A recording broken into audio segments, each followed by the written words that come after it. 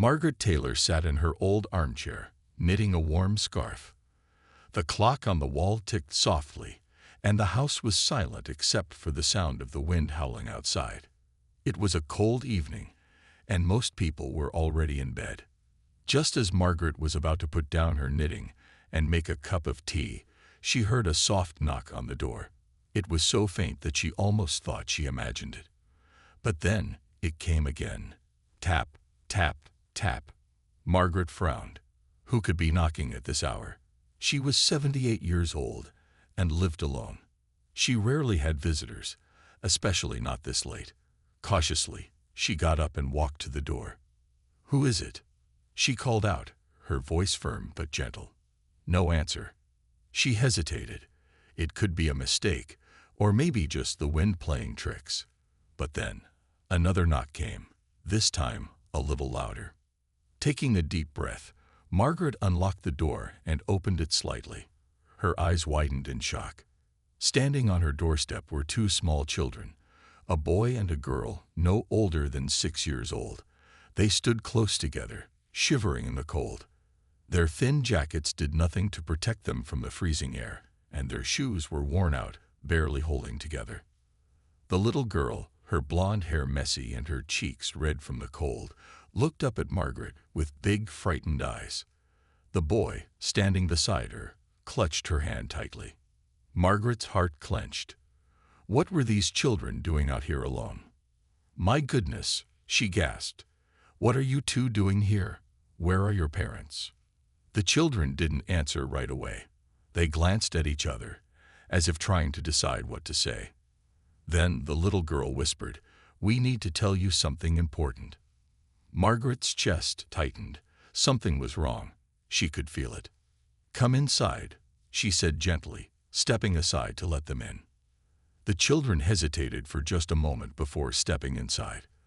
The warmth of the house wrapped around them, and they sighed in relief. Margaret quickly closed the door and led them to the living room. "Sit here, dears," she said, guiding them to the soft couch. She grabbed a thick blanket and wrapped it around their small bodies. "Let me get you something warm to drink." As she bustled to the kitchen to make some hot cocoa, her mind raced. Who were these children? Where had they come from? They looked tired, scared, and lost. Something was very, very wrong. When she returned with 2 steaming cups of cocoa, the children were sitting silently, their hands still tightly clasped.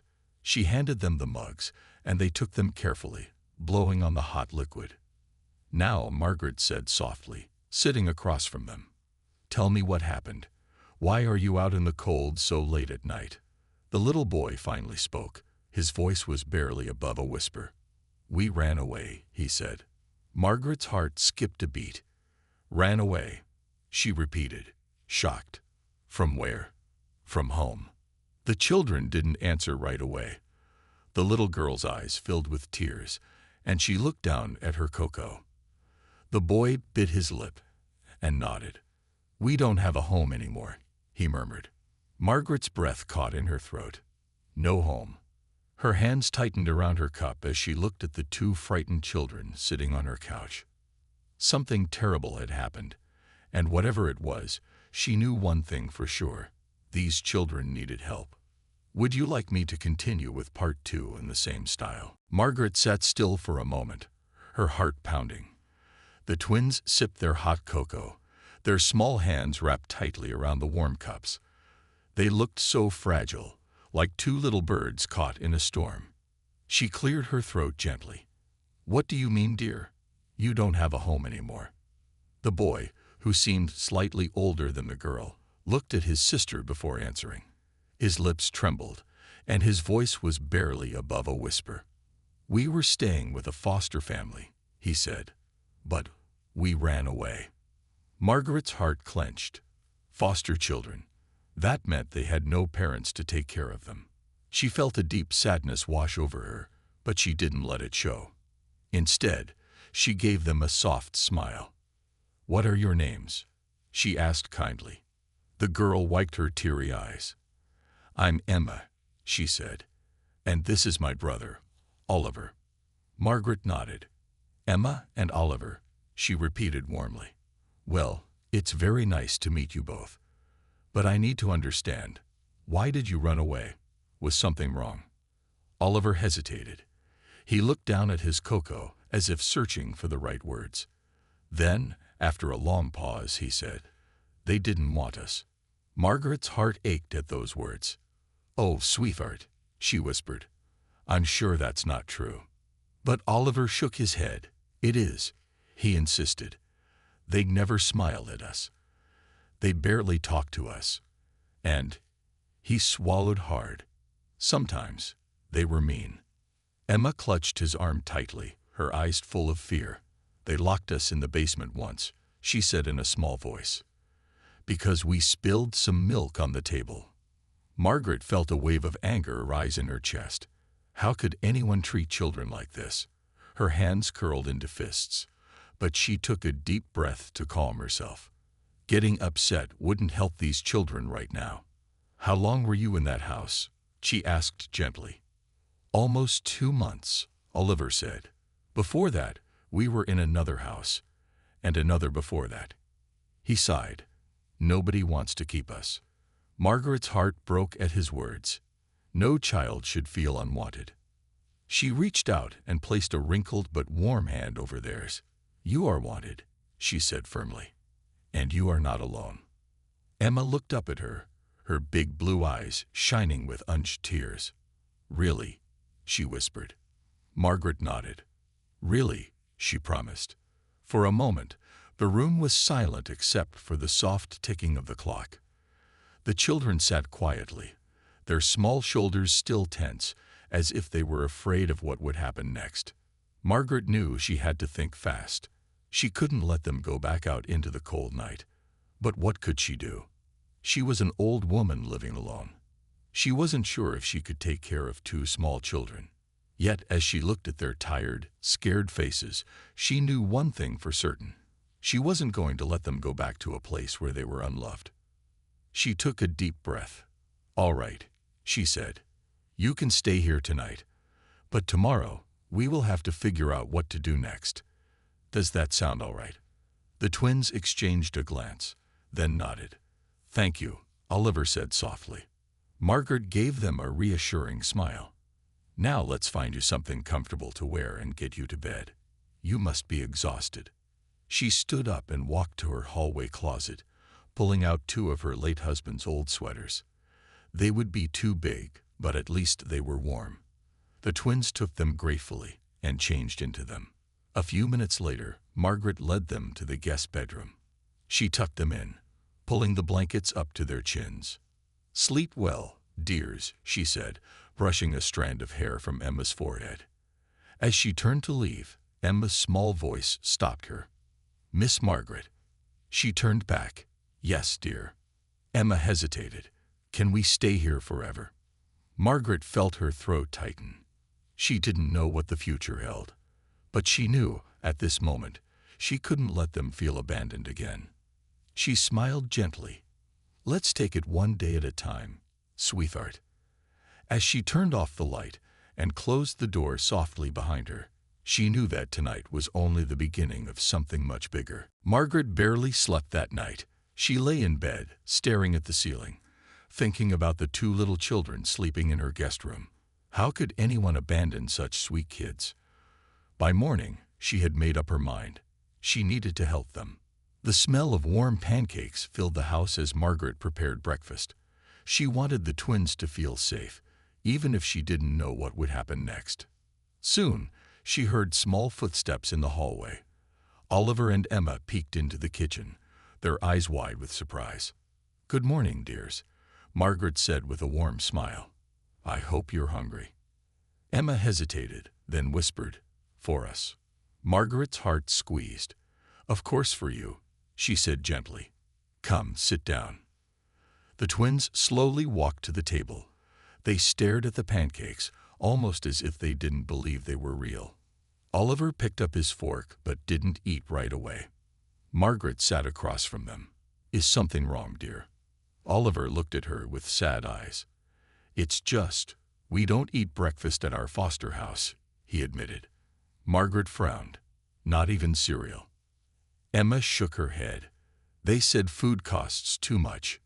Margaret had to take a deep breath to stop herself from getting angry. No child should go hungry.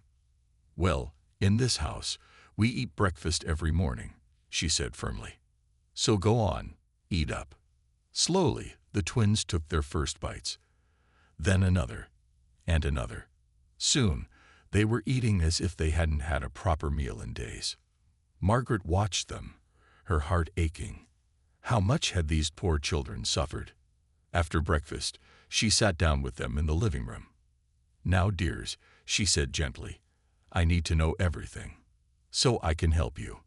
Oliver and Emma exchanged nervous glances. You don't have to be scared, Margaret reassured them. You are safe here. Oliver took a deep breath. We've been in different foster homes since our parents died, he said quietly. Margaret's heart sank. Oh, my dears, I'm so sorry. Emma sniffled. They died in a car accident last year, she whispered. We didn't have anyone else, so we had to live with strangers. Margaret reached out and held Emma's small hand. That must have been very hard for you. Emma nodded. At first, we thought the foster home would be nice, but they didn't love us. They barely talked to us. Oliver looked down. And when we did something wrong, like spilling a drink or talking too much, they would punish us. Margaret's hands tightened. Punish you? How? They made us sit in the dark basement, Oliver admitted. Sometimes for hours. Emma shivered. It was so cold and scary. Margaret felt tears in her eyes. No child deserved this kind of treatment. That's why we ran away, Oliver said. We heard them talking. They said they never wanted us. His voice broke. Nobody ever wants us. Margaret's chest ached. She couldn't imagine how painful it must be for such young children to feel unwanted. She took a deep breath, then pulled them into a gentle hug. Listen to me, she said softly but firmly. You are wanted. You are important. And I promise you, I will do everything I can to help you. Oliver and Emma held onto her tightly, as if they were afraid to let go. Margaret knew what she had to do. She couldn't just send them back to that terrible house. She needed to fight for them. She pulled back and wiped Emma's tears. First things first, dears. We're going to make sure you never have to go back to that place again. Emma's eyes widened. Really? Margaret nodded. Really? For the first time since she had met them, Oliver smiled. A small, hopeful smile. Margaret knew the road ahead wouldn't be easy. But as she looked at the two children in front of her, she also knew one thing. They were worth it. Margaret sat in her cozy living room, thinking hard. The twins were safe for now, but she knew it wouldn't last. What would happen next? Oliver and Emma sat quietly on the couch, watching her with nervous eyes. They had shared their story, and now they waited, afraid of what she would do. Margaret sighed and gave them a reassuring smile. Don't worry, dears, she said softly. I won't let anything bad happen to you. The twins relaxed a little, but she could still see the worry in their faces. Margaret knew she had to make a choice. She could call social services and tell them what happened. But what if they sent the children back to another bad home? What if no one believed them? She looked at Oliver and Emma. They needed someone to fight for them. She stood up and grabbed the phone. I need to talk to someone about this, she said firmly. Oliver tensed. Are you calling the police? Margaret shook her head. Not the police, dear, but someone who can help. She dialed the number for social services. As the phone rang, she took a deep breath. A woman answered. Child Protection Services. How can I help you? Margaret spoke clearly. My name is Margaret Taylor. 2 foster children knocked on my door last night. They ran away from their foster home, and they have told me some very concerning things about their treatment. The woman on the phone paused. Where are the children now? They're with me, Margaret said. Safe, warm, and cared for. But I need to know what can be done to help them. The woman's voice became serious. We need to investigate this immediately. Can I send a caseworker to your home today? Margaret hesitated. She didn't want to scare the twins. Yes, she finally said. But please, make sure it's someone who will listen. After she hung up, she turned to Oliver and Emma. They looked scared. Who was that? Emma asked. Margaret knelt beside them and held their hands. A kind lady who wants to help, she said gently. She's sending someone to talk to us today. But don't worry, I will be right here with you. Oliver swallowed. What if they make us go back? Margaret squeezed his hand. I won't let that happen, she promised. That afternoon, a woman arrived at Margaret's house. She was young, with kind eyes and a notepad in her hand. Hello, I'm Miss Carter, she said warmly. I'm here to help. Margaret invited her in, and the twins sat beside her on the couch. Miss Carter smiled at them. I just want to talk, okay? You're not in trouble. Oliver and Emma hesitated, but Margaret gave them an encouraging nod. Slowly, they began to tell their story again. Miss Carter listened carefully, taking notes. She didn't interrupt, and she didn't rush them. When they finished, she looked at them with gentle eyes. You were very brave to tell me all this, she said. Thank you for trusting me. Emma bit her lip. Are we going back? She asked in a small voice. Miss Carter shook her head. No, sweetheart, she said. We take these things very seriously. We will investigate, and if we find proof that your foster home was unsafe, you won't go back there. Margaret spoke up. And what happens to them in the meantime? Miss Carter sighed. We will need to find them a new foster home. Margaret's heart pounded. A new home? What if it was just as bad as the last one? She took a deep breath. Then, before she could stop herself, she said, what if they stay here? Oliver and Emma gasped. Miss Carter looked surprised. You want to foster them? Margaret nodded. I know I'm old, but I can give them love, safety, and a real home. Isn't that what they need most? Miss Carter smiled. That's a big decision, but I'll see what I can do. Oliver and Emma looked at Margaret with wide eyes. You really want us? Oliver whispered. Margaret pulled them into a hug. Oh, my dears, I already do. The room fell silent after Margaret's words. Oliver and Emma looked at her with wide, hopeful eyes, as if they couldn't believe what they had just heard. Miss Carter, the caseworker, studied Margaret carefully. That's a big decision, she said gently. Fostering is a serious responsibility. Margaret nodded. I know, but I also know these children need love and stability. I may be old, but my heart is strong enough to care for them. Emma reached for Margaret's hand. You really want us to stay, she whispered. Margaret squeezed her small fingers. With all my heart, dear. Oliver blinked hard, as if fighting tears. Nobody ever wanted to keep us before. Margaret's chest ached. Well, I do. Miss Carter smiled softly. That's very kind of you, Mrs. Taylor. But there's a process for this. You can't just take them in right away. Margaret straightened her shoulders. What do I need to do? Miss Carter flipped through her notepad. First, we have to investigate their current foster home. If we find evidence of mistreatment, they'll be permanently removed from that house. Oliver and Emma exchanged nervous glances. What if they don't believe us? Emma asked. Miss Carter gave them a reassuring smile. We take these cases very seriously. If what you're saying is true, we'll find proof. Margaret nodded. And after that? Well, Miss Carter said, you'll need to apply to become a foster parent. There will be home visits, background checks, and some paperwork. But if everything goes well, you might be approved. Margaret's heart swelled with hope. Then let's get started. The next few days were filled with uncertainty. Miss Carter and her team investigated the foster home, speaking with neighbors, teachers, and even other foster children who had lived there before. Margaret could tell that Oliver and Emma were nervous. What if they find nothing?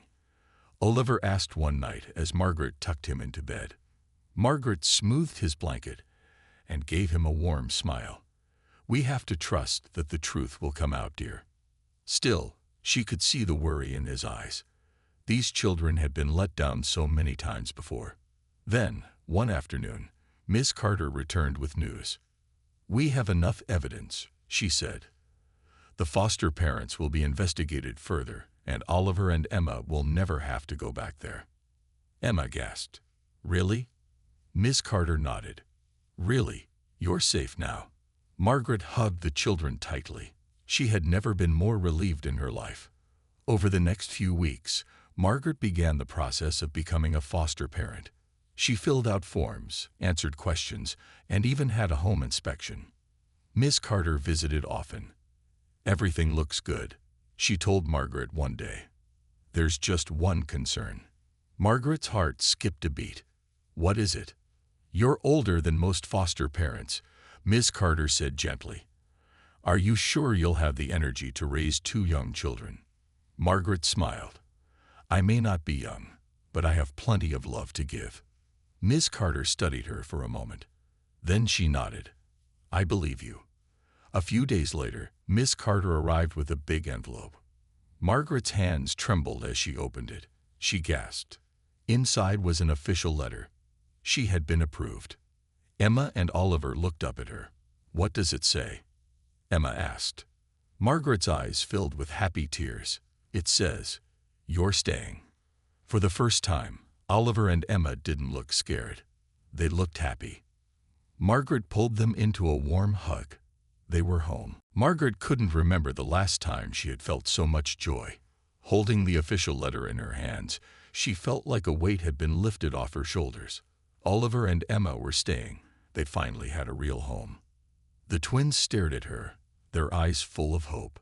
"So, we don't have to leave?" Oliver asked, his voice barely above a whisper.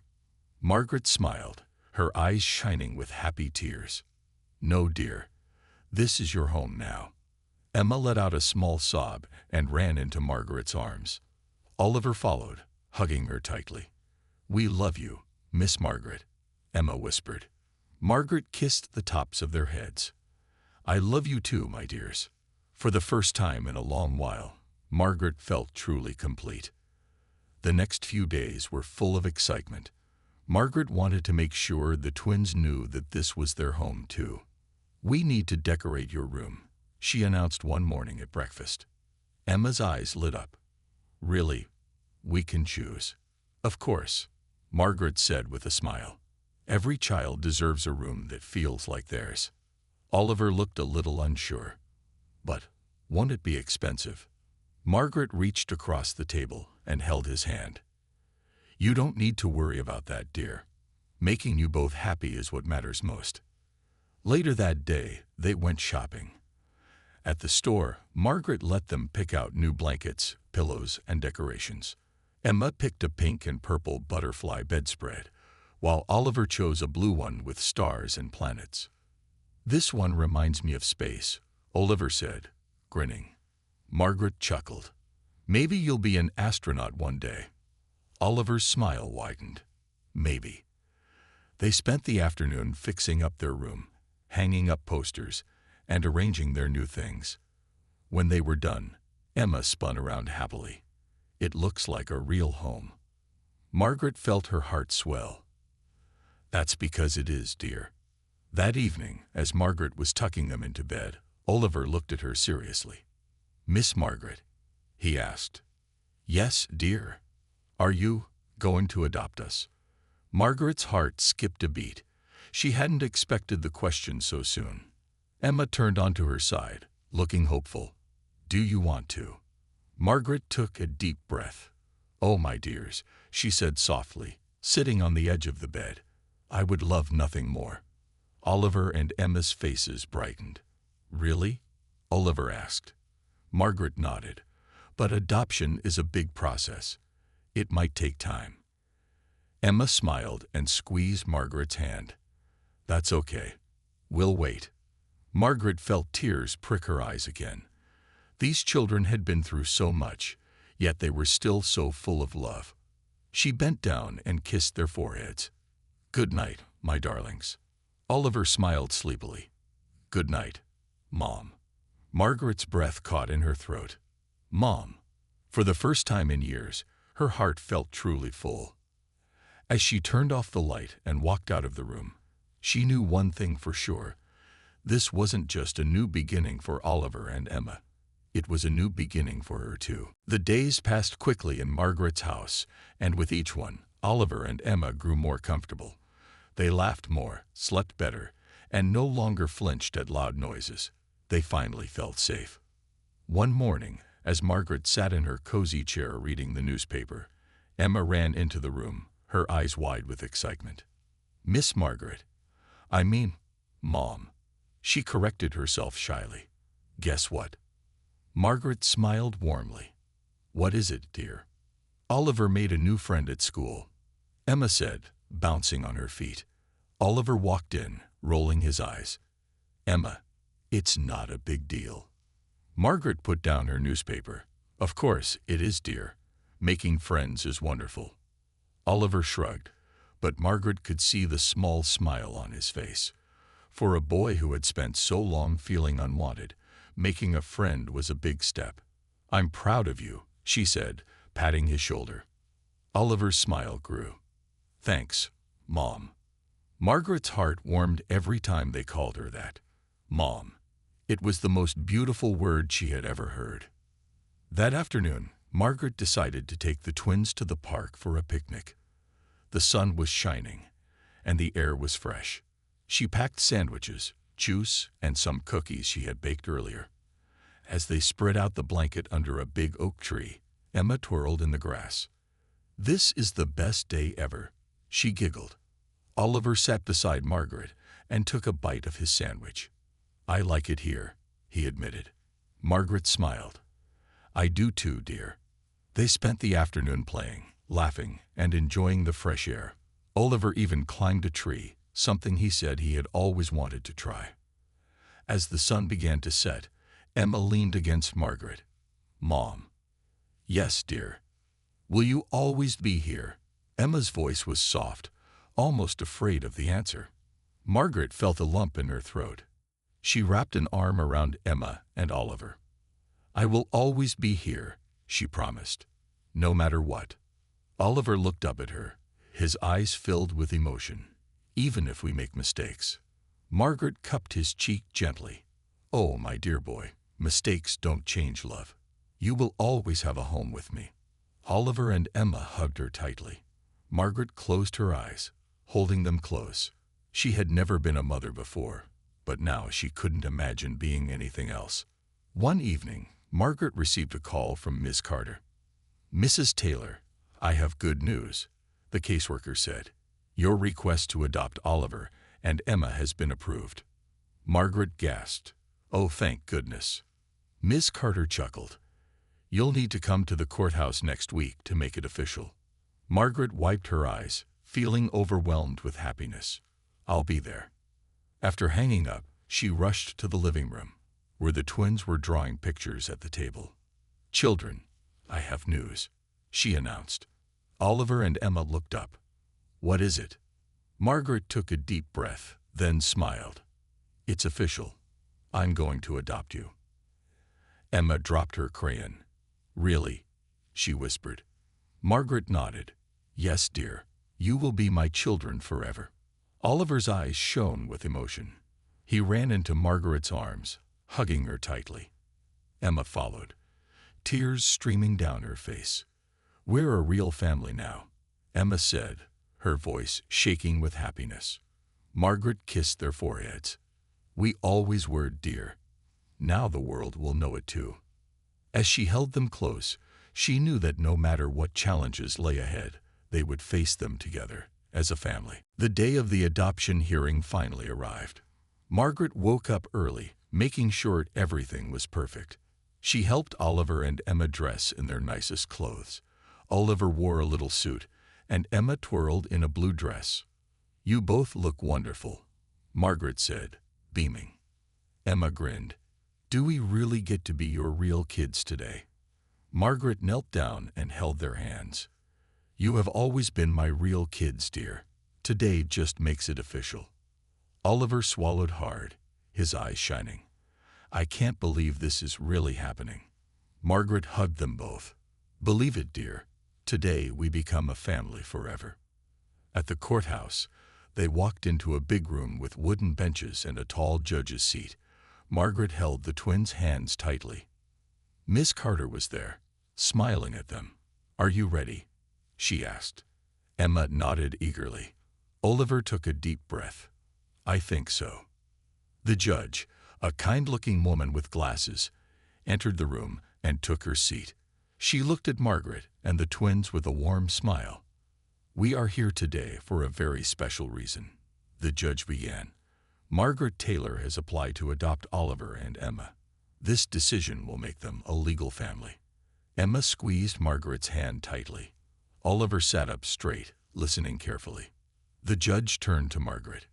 "Mrs. Taylor, do you promise to love and care for these children as your own, for the rest of your life?" Margaret's voice was strong and steady. "With all my heart." The judge nodded, then looked at the twins. "Oliver and Emma, do you want Margaret to be your mother forever?" Oliver's voice was quiet but firm. "Yes." Emma wiped her eyes and nodded. "More than anything." The judge smiled. "Then I am happy to say, the adoption is approved. Margaret Taylor, you are now officially Oliver and Emma's mother." Tears streamed down Margaret's face as she pulled the twins into a hug. "Oh, my dears, we did it." Emma sobbed into her shoulder.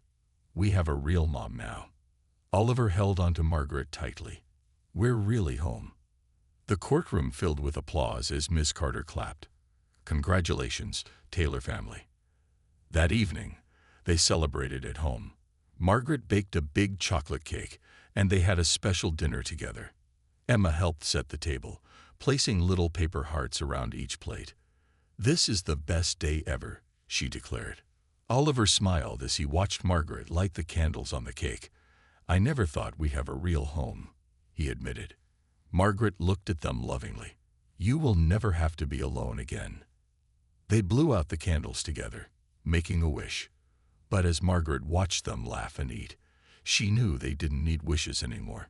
They had everything they had ever wanted: a family, a home, and a love that would last forever.